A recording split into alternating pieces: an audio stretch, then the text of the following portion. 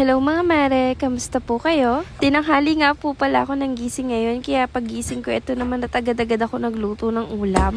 Magchi-chicken curry nga po pala sana ako ngayon, kaso lang tanghali na, kaya naghanap na lang po ako sa rep ng mabilis lang iluto. Buti na nga lang po at may bangus pala ako dito sa rep, kaya ito naman at ipapaksiw ko na lang. Kapag nagpapaksiw nga po pala ako mga mare, inuuna ko nga pong ilagay itong bawang, sibuyas at luya sa ilalim. Isusunod ko naman po yung isda at ibabaw ko naman yung gulay para hindi malusa. Pagkatapos naman po ito at lalagyan ko na siya ng pampalasa. Madaming suka nga po pala yung nilalagay ko dyan, tapos kalahating baso ng tubig. Nilagyan ko na nga rin po yan ng magic sarap, asin at medyo dinamihan ko nga yung paminta. Pagkatapos ko nga pong isalang itong ulam, ito naman at bumalik ako sa lababo at sobrang dami kong hugasin. Pinag-almusalan nga po namin yan at pinaglutuan ko kanina, kaya po ganyan karami. Kahit tinatanghali nga po ako ng gising mga mare, hindi ko pa rin po nakakalimutan magluto ng almusal. Lagi ko nga po yung inuuna, hindi ko na lang nabidyohan kanina. Syempre mga mare, araw-araw pong pumapasok si Mr. Kaya obligado akong araw-araw siya lutuan ng almusal. Kaya kahit hindi po ako nagra-rice sa umaga, ay nako, obligado po talaga akong magluto. Ay siya, balik na nga po tayo dito sa ginagawa ko. Kahit hindi pa nga po ako tapos magluto dyan, itong mga pinaggamitan ko ay pinupunasan ko na din. Inilipat ko nga po pala itong condiments bottle ko dito sa tabi ng lababo namin para po pag magluluto ako, hindi na po ako nahihirapang kunin or abutin. At dahil nga po andito na po yan sa tabi ng lababo namin, lagi po yung natatalsik-talsikan, kaya kailangan ko talagang punasan araw-araw. Fast forward mga mare, pagkatapos ko nga po palang maghugas, eto't kumukulo naman na tong niluluto ko at binuhusan ko nga rin po ng konting mantika para mas masarap. Pagkatapos ko naman po magluto, ito naman po at nagpunas-punas na nga po ako dito. Meron nga po pala akong ilalagay dyan, kaso lang inihintay ko pa, hindi pa dumarating yung parcel ko. Tinanggal ko nga po pala yung unang dikit ko na sticker dito sa baba ng kalan namin, kasi po kumulubot po siya, kaya pinalitan ko ng bago. Pero same design lang din naman po yan. Buti na nga lang at may tira po ako nung nakaraan at naitabi ko. Pagkatapos ko nga po dyan mga mare, ito naman po at pinunasan ko naman yung ibang parte ng bahay namin or yung iba kong gamit. Gusto ko nga po sana mga mare, bago mag 2025, nakapulit team puti at team kahoy na ako. Kaso nga lang hindi ko pa kaya, hindi pa pasok sa budget. Kaya inuunti-unti ko na lang po talaga muna at pinagtsatsagaan ko kung ano yung meron ako. Lahat naman po ito mga bago pa at gumagana. Pero sa totoo lang mga mare, excited po talaga ako sa kung ano pong kalalabasan nitong bahay namin kapag po napuli puti at kahoy ko na. Ay nako mga mare, for sure maganda po yung kalalabasan nito. Sobrang excited na ako. Ay siya mga mare, fast forward nga po. Pagkatapos ko nga po magpunas-punas, eto't nagwalis at nagmap na rin naman po ako.